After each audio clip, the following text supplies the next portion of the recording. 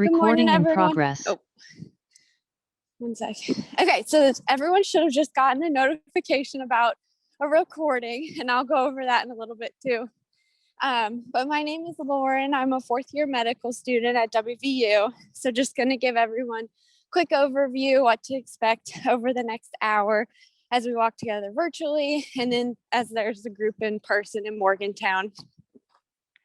So today we're going to be hearing from Dr. Haggerty on the topic of the effects of chronic disease on weight. And then as we walk together virtually and in person, we'll open the conversation for questions and discussion.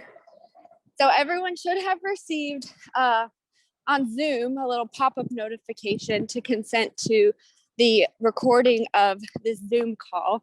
And only the audio portion will be made available publicly on our YouTube channel, which is WVU Walk with a Future Doc. And then also to mention, our Facebook page is the same name, WVU Walk with a Future Doc. And this is the best place to look for updated information about all of our future walks coming up. So thank you everyone for joining us virtually and in person. I know the weather is starting to change and it's perfect weather to go for a walk in the morning. So now I'd like to introduce everyone to Dr. Haggerty. She's an associate professor of family medicine at WVU School of Medicine. And then she also works in WVU Medicine's Medical Weight Management Clinic. So we're really excited to have her joining us today to speak about the topic of the effects of chronic disease on weight. So I will let you guys get started in Morgantown. Okay, are you ready? Maybe you can turn yours down. Okay, well, like she said, I work in medical weight management, and the important part to medical weight management is that we look at weight management from 4 pillars, okay? So nutrition and movement, which I feel like everyone knows those pillars, because that's what we've always made patients do, nutrition and movement. We also look at behavioral change, but we look at medical too. And the reason, I actually wrote down the definition of obesity as a chronic disease. So obesity is a chronic, relapsing, multifactorial neurobehavioral disease where an increase in body fat promotes adipose tissue dysfunction and abnormal fat mass physical forces, resulting in adverse metabolic, biomechanical, and psychosocial health consequences. I always have to write that down because it's kind of involved. But what it essentially is saying is that there's hormone backing to why our weight is what our weight is. And that hormone backing to it is extremely complex, right? So of course, nutrition and movement play a role into it, but what I always argue is nutrition and movement play a role into the hormone backing of obesity. It's all intertwined, right? Well, those hormones that affect obesity, they can be affected by chronic disease. And so whenever you think of different chronic diseases, you always have to think about the different way those chronic diseases could affect somebody's weight. One of the best examples I go over with patients, and it comes up quite a bit, is depression and anxiety. So when you think about depression and anxiety, and especially anxiety, that fight or flight response, and especially that kind of chronic anxiety that somebody can have, is maintained by cortisol. So when you think of like cortisol, high cortisol diseases, let's say like Cushing's disease, what are some of the things you expect? You expect some weight gain, the fat distribution changes, right? So these patients get the cortisol. Cortisol is a steroid. It's just like the steroid that we get whenever we give somebody a steroid. It's a similar thing. And so when somebody has stress or anxiety, a lot of times they'll say that they have emotional eating. And that's true. We have emotional eating. There's all different reasons on why we would eat. But one of the reasons that we might eat is to feel comfortable. So sugar hits the brain in a very comfortable way. Caffeine can make you feel like you have more energy. There's just different things. When you think of comfort foods, a lot of times we're going for those carby comfort foods, right? And that's because of that comfort of that sugar hitting the brain. Well, the other side of that we kind of ignore is that there's a hormone push is a hormone drive to that eating, and that's that cortisol. So when somebody has like a hit to their emotional, mental health, then that you can kind of expect that they might have some weight gain, and that weight gain can be because of that eating for comfort, which also is driven by the hormone. So if you can tell, it's kind of all intertwined, right? Second, chronic disease that we think of a lot with weight gain, and I feel like people miss this one a lot with the weight gain because we blame it on weight gain. It's diabetes, right? So we blame somebody gains weight and then they get diabetes, right? I kind of feel like there's a chicken and an egg thing going on here, right? So if you have insulin, what's insulin do for our body? It's storage. Insulin stores in our body. So if somebody starts having some insulin resistance, what happens is their insulin goes up because your body's trying to get that signal. You're trying to get a signal that it needs to store sugar away. Insulin goes up. So what I see a lot of times, if I talk to a patient and I say, when were you diagnosed with type 2 diabetes? And they'll tell me a year, and you can kind of look at their weight chart, and they'll be ticking along at a certain weight, pretty stable, and then they'll start going up, and there's a point where it's kind of exponential for going up. I feel like it's that circular motion of that insulin coming on. So they get a little insulin resistance. That insulin resistance causes higher insulin. Insulin causes storage. That storage is more fat mass. That fat mass causes more of the diabetes. And so you see this like exponential increase that can happen. And then if we can treat that insulin resistance, then we often will get effects. If we treat the patient appropriately with weight negative medicines for diabetes, then we can often see a weight loss effect from that. I know my mother-in-law is on now, and she knows with my husband where we've gone through some of this as he has diabetes. A third thing that I think of is PCOS. I think you all have heard, but if people are on that aren't medical, so it's called polycystic ovarian syndrome. It's common in women. We know that it causes and again, we go back to that same method that insulin causes weight gain, right? It causes excess male type hormones, so androgens for you all, but male type hormones. So people will get increased hair growth in a more male type pattern or in places they shouldn't. Also, it causes infertility. That's the other thing. So you get those hormones, the more male-like hormones. I was writing down because I couldn't remember exactly why. They don't know exactly why PCOS is causing that specifically, but the abnormal increase in insulin levels cross-react with insulin receptors on the ovaries that lead to the androgen overproduction. So again, you have this PCOS that causes a woman to gain weight is the end thing. We can treat it by weight loss. And if you remember, we use diabetes medicine a lot of times in treatment of that, and that in turn increases fertility and can help with weight negative effects, right? The fourth one I wrote down, and I'll stop after there and we can do questions and stuff. Actually, I have two more. One is sleep apnea. So with sleep apnea, a patient, when they fall asleep, they don't necessarily stay asleep because their oxygen will start getting cut off. When that oxygen cuts off, they wake up just a little bit. So instead of, if you all have learned about like that deep sleep, stage 3 and 4 sleep, instead of getting into that stage 3 and 4 sleep where you get really rested, they're waking themselves up. So they're going entire nights without actually getting that rest. And then we expect them to eat healthy and exercise during the day. So of course that plays a role into somebody's weight gain, having sleep apnea, and something that we treat in our patients. The other one I had written down was, of course, hypothyroidism. So this one I think is the best known one because patients often, they'll say to me, I've already had my thyroid checked, because that's where everybody goes first is hypothyroidism. But hypothyroidism, it's just one of the many reasons we can gain weight. And there's a reason why a lot of times they get the thyroid checked, and it's fine because it's one of many reasons. However, if somebody has hypothyroidism, that thyroid hormone keeps up your metabolism. And so if they're not getting that, their metabolism's slowing down. And so they could be exercising, they could be dieting, they could be doing all the things, but the hormone's slowing down that metabolism. And so they're gaining weight.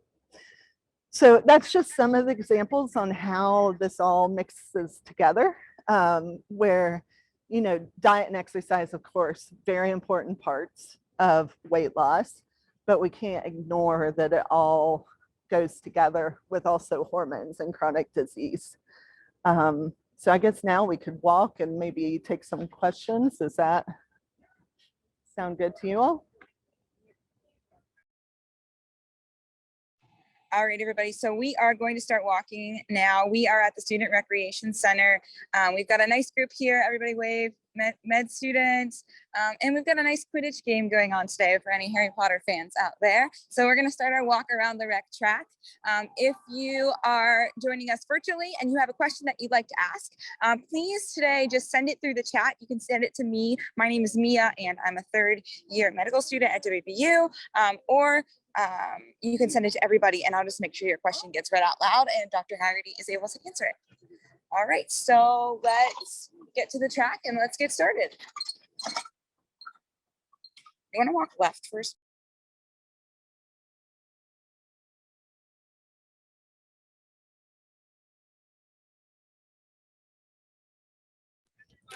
Your mic is back on. Okay, if anyone has any questions, please let me know. I have a question. So when you were speaking about kind of the correlation with obesity and diabetes and, you know, vice versa, how it's kind of a cycle. Yep.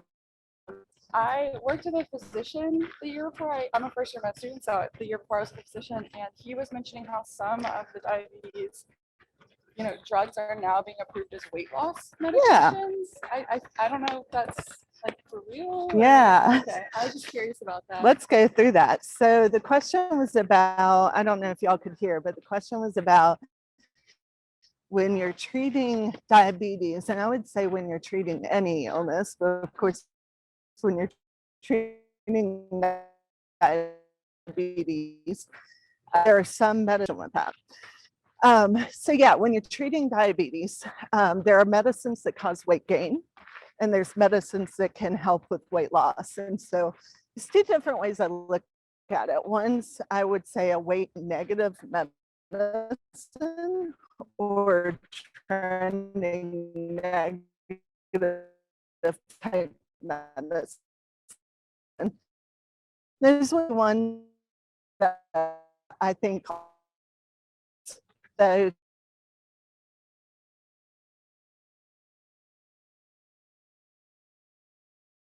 where I see it really help is in somebody that has type 2 diabetes. I'll see a decrease in that weight. There's other medicines like the GLP-1. So GLP-1, for anyone that's not medical, it's a hormone that is made in our small bowel or our gut. That hormone goes to your stomach and it backs food up in your stomach. So you feel fuller longer. And for the med students, it increases ghrelin, or sorry, decreases ghrelin. Ghrelin, I think of ghrelin for grow, growl, that kind of stuff. So you get that food backed up into your stomach, you get less of a hunger signal because your ghrelin goes down. And so you're not as hungry. It also works in two other ways. So it decreases your liver making new sugar. So you get a lower sugar amount, thereby getting a lower insulin amount. Like we said, insulin causes storage, right? Third way it works, it goes to the brain. It works on the pathway that's a anorexigenic pathway. So stop eating pathway is how I think of it. It's the pathway that tells us like, you're satiated, you're good, you've had enough to eat, right? So GLP-1, the hormone in our gut, helps with weight in three different ways, right? Well, GLP-1 agonist, it's a medicine that hits the receptors that GLP-1, our natural hormone, hits. So for diabetes, that would be like liraglutide is how you all would learn it. But Victoza is a common one. Ozempic, Trulicity. Yeah, those are GLP-1s. Now, I can write them for diabetes. An example would be liraglutide. For diabetes, liraglutide at 1.8 is diabetes dosing. But what they did was they pushed that dosing. So they pushed it up to 3.0. And that is called Saxenda. Yep. And Saxenda is for weight loss. Now, the mechanism that works with a GLP-1 to decrease your sugar, there's a second hormone that turns it off when your sugar is within normal limits. So we can push that medicine and not drop somebody's sugar low. So that's why, for weight loss, it's double the dose as diabetes, because you're not going to drop them. They don't have to have diabetes. Yeah. Now, if somebody's on insulin and you add on a GLP-1, you would worry about dropping their sugar low. Ozempic's another GLP-1 agonist. And so Ozempic works same way, but for diabetes, it's 1.0. And for weight loss, it's called Wegovy. They can't keep it on the shelves right now, but Wegovy, it's 2.4 milligrams. So again, we'll over double that dose. I think for diabetes, they just went in to try to get it up to 2.0. So we might be pushing it. Important part here. So for weight loss or diabetes, those drugs cost about $1,400, right? Yeah, not many people can afford that. So insurance will often approve them for diabetes, but insurance won't often approve them for weight loss, which I could go into a whole other thing about stigma there, because why aren't we treating weight loss as the chronic disease that it is? But that's a barrier to this. Now, when you think of other meds, there are other meds that can help with weight loss, but then we also think of treating diabetes in a way that doesn't cause weight gain. So of course, giving a patient insulin, we worry about weight gain, but sometimes necessary evil. But if you can avoid it, you might avoid that weight gain. And then sulfonylureas, so glipizide would be an example. Sulfonylureas cause weight gain. So it's another one to think about. Does that answer your question? Yes. Okay. Yeah, okay, good, good. Yeah, so you can kind of see how those hormones do actually affect weight, and that treatment has to be intertwined with what we're doing. I'd like to ask a question, unless there's a question in chat. Is there a question in chat? Chat questions. We'll get you. Okay, yeah. You got- Yeah, so bringing up ghrelin, you know, I think it's really important that people eat diets that are very satiating, right? Yeah. And that's why, to me, like, I've looked into the diet stuff. Some people do really well on high carbs, some people do well on high fat. Yeah. But it seems to me that the common denominator in all of those, that they increase their protein. They eat a lot of, beans, right? Yeah. They eat a lot of grilled chicken. And so my question is, do you think protein, as far as the macronutrients go, is protein sort of the key to increase the satiety and eat less? Yeah. So the question, if y'all couldn't hear it, was essentially, does, you know, if somebody's figuring out their healthy diet, is protein a really important component to increase satiety? I would say yes, but also fat, which throws people's mind off because we've been taught that fat is so bad. There are good fats, right? So avocado oil, olive oil, all those, they're very satiating. They can actually make you feel pretty full. So when you get into, I think the bigger question there is about healthy eating patterns. There's never one pattern that fits everyone. So if you look at the research, there's always, of course, research. They'll say like, is low carb diet the best diet ever? Is low fat diet the best diet ever? The answer is the best healthy eating pattern is the one that works for the person. So it's not whether you're on a certain one, it's whether you're following a healthy eating pattern. So I would say when I look at healthy eating patterns, there's two things that I find very common across all of them, no matter what. One of them is that you often don't put carbs with bad fats. Important thing there. Yeah. So how I think of it is like fast food. Doritos. Doritos. Yeah. Fast food puts carbs with bad fats, right? I can't think of a single healthy eating pattern that puts carbs with bad fats. Good fats, yes, not bad fats. But even good fats, you're usually decreasing carbs, right? So, and those fats could be so important for satiating things. The second one is a healthy eating pattern is always going to include increased fruits and vegetables. Now, which ones that is can be very different.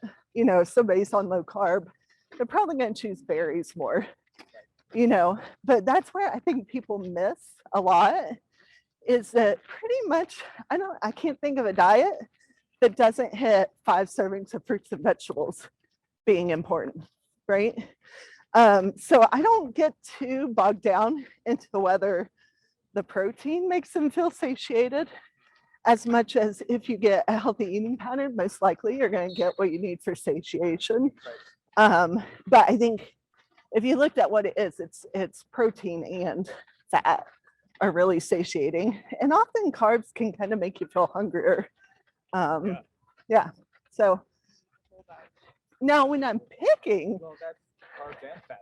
yeah, yeah, the whole bag of chips is carbs and fat, right? So that's, I talk to patients a lot about like fast food. You know, when people, the other thing is soda. People think soda's bad because there's all these calories in it. I would argue that I don't care about the calories. I do, but I don't. I care about the sugar.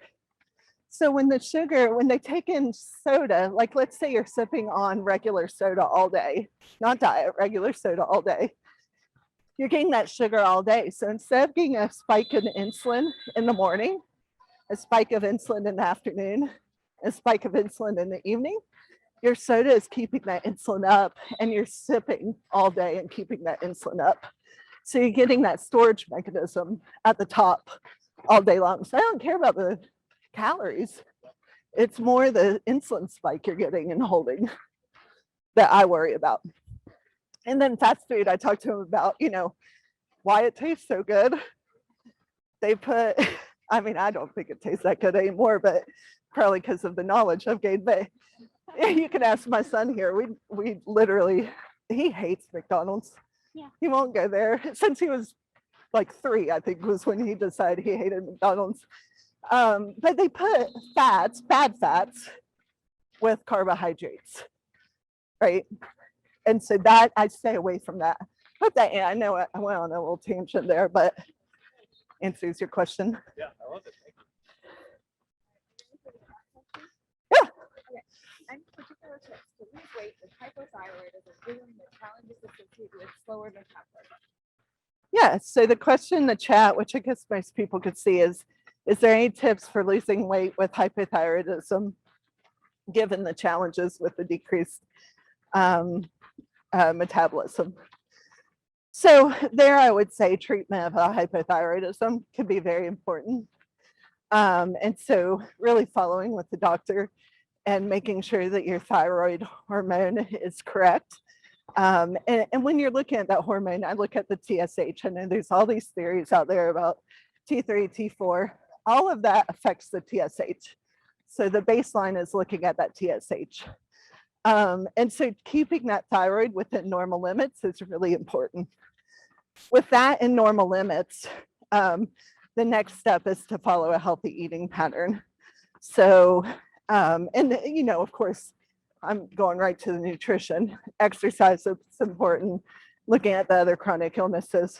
But from there, I would look at what is your healthy calorie goal? What healthy eating pattern would you like to be in?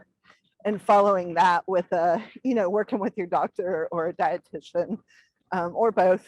In our situation, we do both. But I think the baseline is to get that thyroid into better control to help with that. You don't want to treat it too far though, because having too high of thyroid hormone causes heart effects. It can cause your bones, kind of bone thinning or bone breakdown. So you want that to be within normal. It used to be, I don't remember when, 70s, 60s, 50s, I don't know. They used to give thyroid hormone to cause weight loss. That is 100% not a good idea anymore. They just didn't know. They didn't have the studies at that time. Yeah. About how there's the stigma of like when people gain weight, it's actually harder for them to lose. Yes. Too. Can you talk a little bit about why that? Yes. So the question was about when somebody gains weight, it's harder to lose. And there's a lot of stigma to that. This is a fingernails on the chalkboard thing for me, because when your hormones when you're in normal weight are very different than your hormones if you ever had excess weight, so overweight or obesity, right? So once you have obesity, your hormones are set up to try to get you back to that top weight. So the idea of somebody staying within a normal weight is very different than the idea of somebody who has obesity trying to lose weight. So you have to think about whenever somebody gains weight and then they lose weight. They did a study where they put people on a very low calorie diet. So I think they were getting 800 or 900 calories for 10 weeks. And the people, they measured their hormones. The ones I talked about, there's a hormone called leptin, tells us we're full. It's put out by fat cells. We'll go with just leptin and ghrelin. So leptin's put out by fat cells, tells us we're full. Ghrelin is put out by the stomach, tells us we're hungry. So when the stomach's contracted. So at time point 0, they tested leptin and ghrelin. And then they put people on this diet, 900 calories or whatever. And then after 10 weeks, the people appropriately lost weight like you would if you were kind of starving at that point. But they lost weight and then they retested those hormones. And they saw what they did and they did what they expected. But then they looked 52 weeks out to see did their hormones go back to what they were before they lost that weight. So at time point 0, let's say ghrelin went to 0 after a meal and your leptin was at 100. Then you lost weight. These are example numbers. I don't have no clue what the numbers were, but I know the trend they did. So after 10 weeks, you lost weight. Remember what I said, the leptin is put out by fat cells, right? So when you lose weight, you're losing fat cells. So you lose the hormone, some of the hormone that tells our body we're full. And then the other thing is they found that ghrelin, the one that tells us we're hungry, when somebody ate a meal, ghrelin didn't go to 0 like it did before they lost weight. Let's say ghrelin went to 10 instead of 0. So instead of feeling full, it felt mostly full, right? So how many times do you see somebody lose 20 pounds and then rebound and gain their weight back? I mean, it's very common. And what do we say to them? They lost their willpower. So-and-so just couldn't stick with the diet, right? But when you think about it, their hormones are set up to cause them not to feel full, not to feel satiated, and set up for them to feel hungry after they've lost the weight for 10 weeks, right? So then they said, okay, well, let's look at 52 weeks. Let's see, like surely once they gain that weight back, they'll feel better. Like they'll be back to baseline. They were not. At 52 weeks, their ghrelin still did not go down to 0 after a meal. And their leptin, I think, did rebound a little bit. But either way, they maintained a little more hunger. So when you think about it, somebody yo-yo diets or whatever, like they'll go down, they quote unquote lose their willpower, they go back up and they overshoot. And so then they have a new higher weight set point, right? But when you look at the hormones, they're set up to do that. So while we're saying that they've lost their willpower, so-and-so just can't stay on a diet, or, you know, they're my much hated term in medicine, they're non-compliant. It's actually, you're asking them to do something that's against the hormones, how our hormones are set up. The safety point is for you to be back at that high weight by how our body is set up. The other question I get or comment I get, if I say what I do usually as a job, but every so often I'll get, well, I could do your job, just tell them to put the fork down. Yeah, it's you might see my head explode when people say that, because somebody that is trying to lose weight is more hungry than somebody that's not. And it's not necessarily because they're eating less. It can be this hormone driven reaction that they're more hungry. So the idea that somebody that has extra weight doesn't feel hunger is the exact opposite of what we see from the hormone effects. So how would you advise that someone who's kind of like experiencing what you just described, how do you kind of like motivate them to keep going? Or Yeah, so there's different things. Okay, the question was, how do you advise somebody to keep going that doesn't feel motivated after what I was explaining? So when I think about that, there's a few ways I think about it. One is when I talk about there being the 4 pillars, so nutrition, movement, behavioral change, and weight gain. So all 4 of those pillars have effects on those hormones, all 4 of them. And so, you know, exercise can be a really helpful treatment in the sense of it helps with weight maintenance usually. So we're looking for patients to get about 150 minutes of moderate exercise per day. And with that, your body's using the glucose, decreasing those insulin levels. And so you get this protective effect. So that's one way that we do it. It suggests exercise for weight maintenance, not for weight loss. For weight loss, you have to do so much a week that it's hard to do. Oh, I'm sorry. I was Yeah. like, "Whoa." No, I'm sorry. 150 minutes per week. Thank you for catching that. Wow, we got it. Yeah, you all, no time for studying, you guys. You need to exercise. Yeah, no, 150 minutes per week. So 30 minutes, 5 days a week, 60 minutes, 3 days a week. And that can help with the hormone side. Now, the other thing is behavioral change. So getting that feedback can be really important. So things like, I mean, there's a lot of different behavioral change things you could do, but one that we suggest a lot is food logging. Keeping track of what you eat. Just keeping an eye on it and getting that self-feedback about what you're eating. And kind of staying in your nutritional goals based on whatever healthy eating pattern you've decided on. Things like eating fast. So, you know, I have kids and I've been a med student once. We don't tend to be people that eat slow.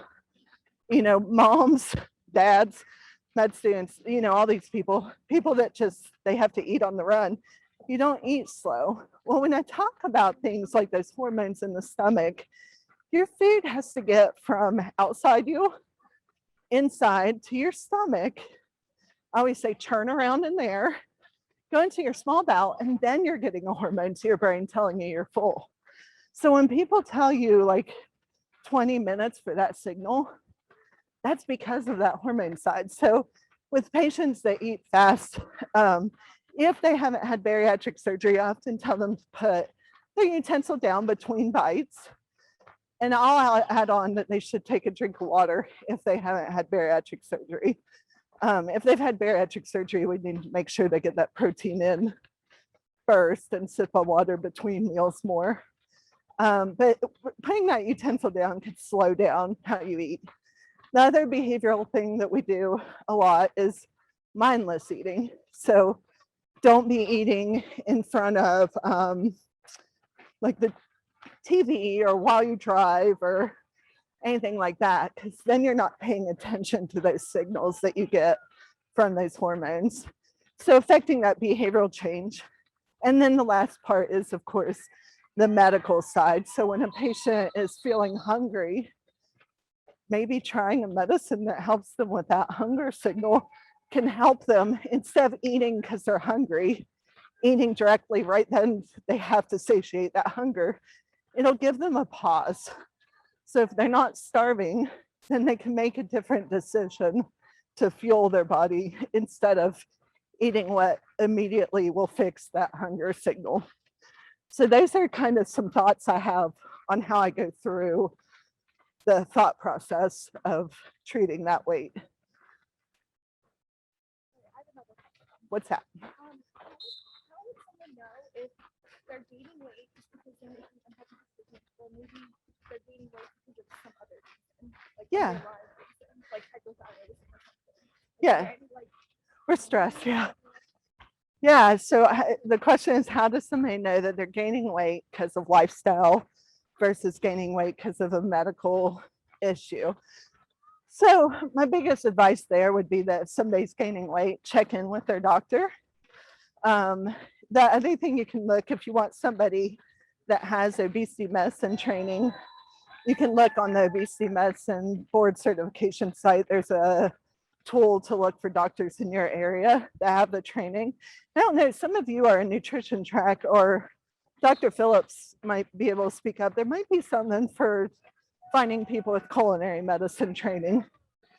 But trying to find a doctor that does a workup for the weight gain is one thing. The other thing is to check in on that lifestyle stuff, because remember what I said, it's all intertwined. So you're gaining weight, it's definitely not only because of lifestyle stuff, because that lifestyle stuff is affecting the hormones associated with weight. Like it has to be intertwined. So linking up with a doctor to see how those are intertwined, and if you have something that could be treated would be important, I think.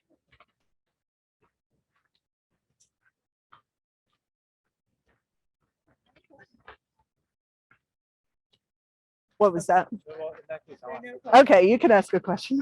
So we've been talking a bit about calories, of course, and how that could contribute to someone's weight, but also the hormones, insulin, and how higher insulin secretion predisposes someone to gain more weight. Yep. I guess my question is, how do you reconcile the two ideas? Like, do you think it just all comes back to calories, or is there something, affecting your basal metabolic rate with secreting insulin all the time? Yeah. Because it seems like, if you have two people, if they both eat 2,000 calories, the one person is horribly insulin resistant, that person will gain a lot more weight, right? Right.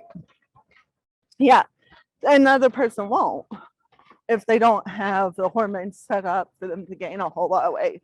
They'll gain less if 2,000 is over what they need. However, that's going to set up for the hormone change. Right. So the question is, how do you reconcile that the hormones and lifestyle are intertwined, essentially? Yeah, so I would say when I talk about those 4 pillars, on every single patient I see, I'm thinking about those 4 pillars, because I think it is fully intertwined in everyone. Even in somebody whose weight is normal, their hormones are helping maintain that normal weight, right? And so in those patients, I would be thinking about how to prevent weight gain. Things like food logging and making sure that you're staying within a normal calorie goal for you could be helpful in not gaining weight. Things like, biggest thing for somebody in normal weight that I'd be thinking of too, healthy diet and exercise, right? But once the weight gain has happened, I don't separate them out. So there's always going to be hormone thoughts in my brain about why their weight is what it is. Now, can it be treated with diet and exercise alone? Of course. We've all met people that have lost weight, diet and exercise alone. But I would argue that I'm always thinking about how that diet and exercise is affecting the weight or the hormones. So an example would be type 2 diabetes. If I have somebody that has type 2 diabetes and they come into my clinic and they're saying, I only want to do diet and exercise. I don't want meds. I don't want to do anything like that. And you talk to them and they're willing to try something that's lower carb. I don't mean, doesn't have to be keto, doesn't have to be less than 20 carbs a day, but lower carb, that might actually be a better healthy eating pattern for them. So I'm thinking about that hormone and how I'm affecting their diet. Now, of course, low carb's hard for a lot of people to maintain. It's what our family has ate for 3 years, probably now. So just 3 to 4, yeah. So it just depends on, I think the person telling me what what would fit in with their lifestyle, what would fit in with their family. I don't ever want to try to get somebody eating a diet that's completely different from what their family eats. It's a setup for failure, truthfully. So I often will we ask about their family, like who they live with, who buys food, who cooks the food, and kind of get that conversation going. But I would often be thinking, like if somebody had heart disease, I might think about talking with them a little more closely with a low fat diet, you know. Whereas diabetes, I might be thinking a little more about how to get those carbs down. It's two very different diets. Like low fat, you're going to have higher carb, right? But low carb diet, you're going to have higher fat. Right, you can, yeah. But you're always going to increase. If you decrease one, the others are going to go up, right? Yeah, so it's always, I feel like you don't separate them out. In every single patient, they're intertwined. And you have to think about that. And that's where we failed in medicine for many, many years, is that we haven't tied in that there's a hormone component to weight management. We've always tied it to willpower, diet, and exercise, which is where the stigma comes in.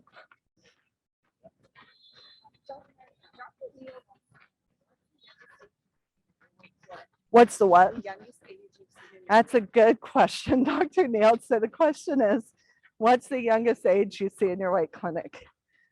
So currently I would say it's probably 18, because I joined an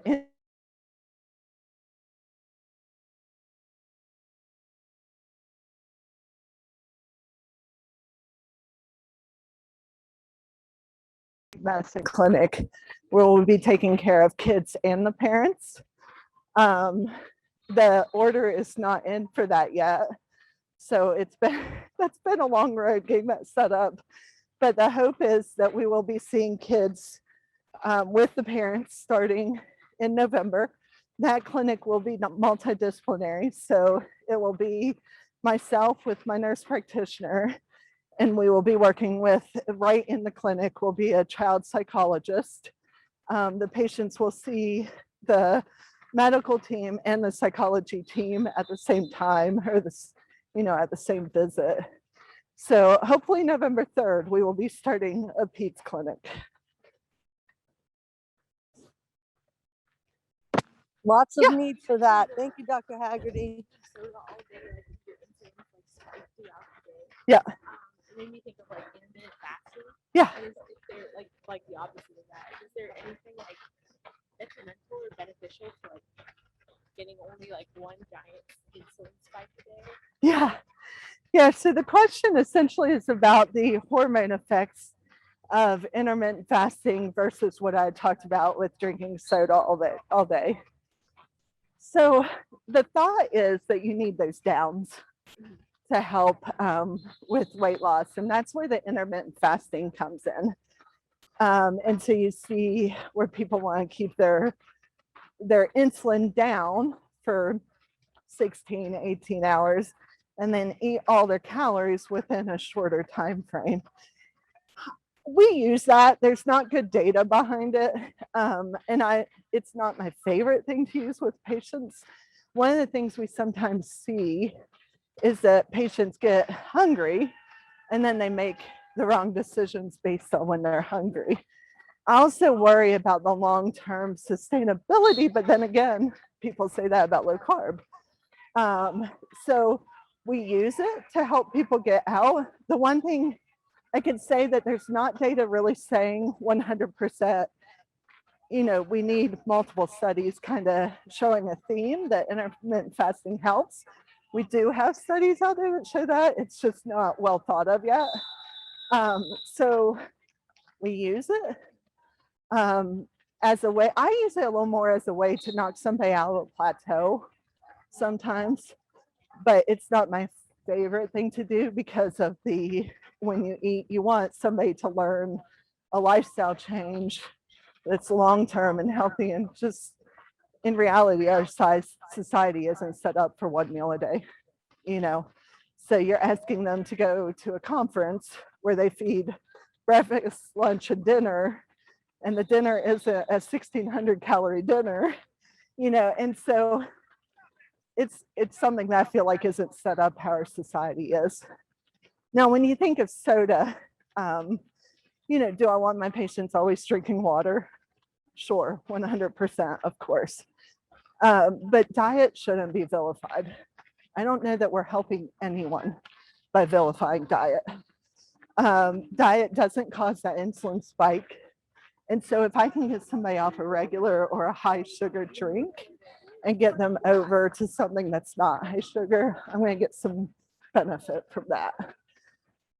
So I think of soda as being a problem when they're drinking regular soda and causing those big sugar spikes and then sustaining those big sugar spikes too. I would not want them getting one giant sugar spike because of a giant Mountain Dew. You know, when they're getting that meal, that high calorie meal, if they do want a meal a day, it needs to still be a healthy high calorie meal, right? Or when I say high calorie, they're calories for that day. Yeah.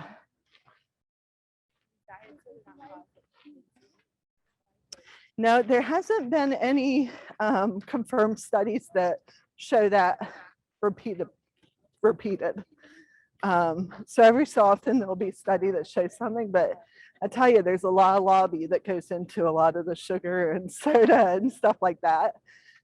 So we don't have, like, if you ask my dietitian, she'll be like, I will not vilify it. Yeah. Do we want people drinking water? Yes, 100%. But they don't vilify soda at all. Soda, diet soda. They do vilify soda. Juices, things like that are sugar loads that cause an insulin spike that you don't need. All right, well, we are just finishing up our walk here. Thanks everyone for the questions. I wanted to see if Dr. Phillips threw a few links in the chat. I wanted to see if she was still on to talk about what the links were.